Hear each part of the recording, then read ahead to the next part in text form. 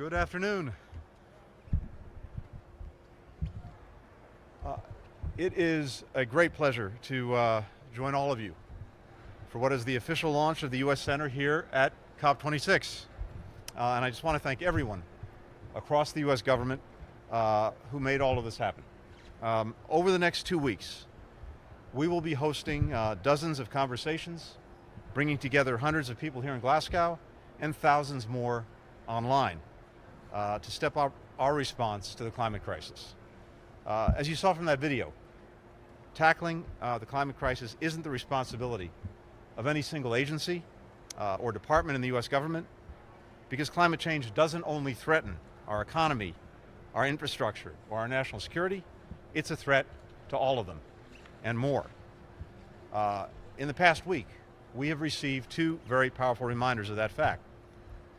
The first was a comprehensive report from the U.S. Director of National Intelligence. It laid out the evidence of how climate change is driving regional instability and straining nearly every aspect of human life, from food and water insecurity to migration patterns. I can attest from my own conversations with colleagues around the world that these are increasingly daily struggles that they're dealing with in their countries. And in our country, we also see the effects of climate change, including droughts in some places, floods in others, more intense storms, longer and more damaging wildfire seasons. The second recent reminder was the United Nations Annual Emissions Gap Report, which discussed the mounting effects of climate change on the most vulnerable people and communities around the world. We have a microphone issue.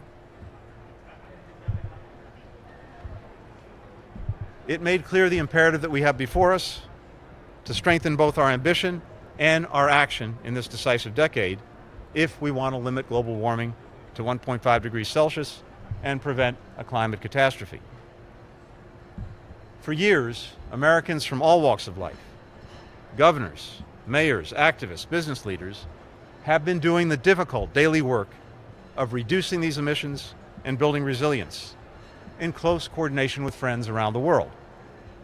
Then, within hours of taking office on January 20th, President Biden rejoined the Paris Agreement. Soon after that, he convened 40 world leaders, including the world's 17 largest greenhouse gas emitters, for the Leaders Summit on Climate. There, he announced a bold new commitment from the United States, a 50 to 52% reduction in emissions by 2030. That target puts us on course to reach net zero by 2050. And Special Presidential Envoy for Climate John Kerry will talk more about how, here in Glasgow, we will lay out our path to get to that goal. President Biden also told his team to integrate climate action into everything we do across the U.S. government, not just in our domestic policy, which National Climate Advisor Gina McCarthy will speak to shortly, but also in our foreign policy, in our national security. This process is well underway at the State Department, thanks in large part to the leadership of John Kerry and his outstanding team. We've created new Foreign Service positions dedicated full-time to climate issues, one in every regional bureau and in critical posts overseas, including India and Brazil. And we're seeking funding to educate and train officers around the world on climate diplomacy. Here at COP26, that climate diplomacy will continue. Special Envoy Kerry will lay out in greater detail what we hope to accomplish here, but for now, let me just say that we're working with our allies and making tremendous progress. In just the past few months, we've mobilized the strongest and most concrete commitments ever put forward by countries to combat the climate crisis. We've substantially narrowed the ambition gap. More countries are setting bolder goals, and they're closer to where we need them to be. But we still have work to do. Too many countries still have not stepped up.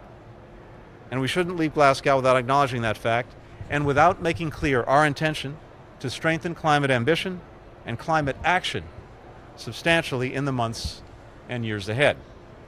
This is a decisive decade. We've got to make it count.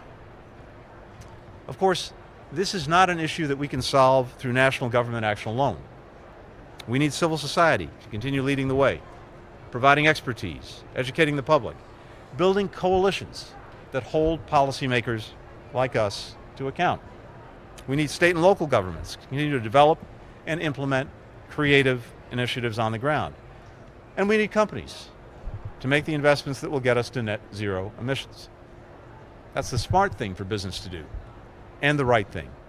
The green economy is the future, and companies that make the right investments now will reap the rewards for years to come. Over the next couple of weeks, the U.S. Center will bring together leaders from across these sectors, government, business, civil society, to join forces on climate action. We'll address topics like the partnerships we're building to strengthen the resilience of vulnerable communities, the initiatives we launched to protect tropical forests, the efforts that we're making to make sure the transition to the clean energy future is rooted in equity, so it's not just the wealthy who benefit.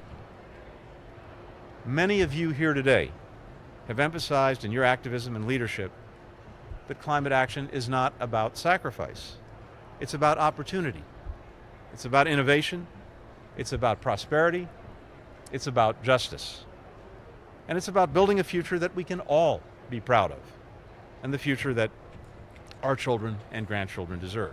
So I'm very honored to be in this fight with all of you, to work together to build on our progress here in Scotland in the months and years ahead. And now it's a particular privilege and pleasure to introduce someone who has dedicated years to the climate fight and who has done so much to elevate this issue around the world. At this critical moment, President Biden trusted him to rally the world around this cause, and we're all better off because he stepped up to take on this responsibility.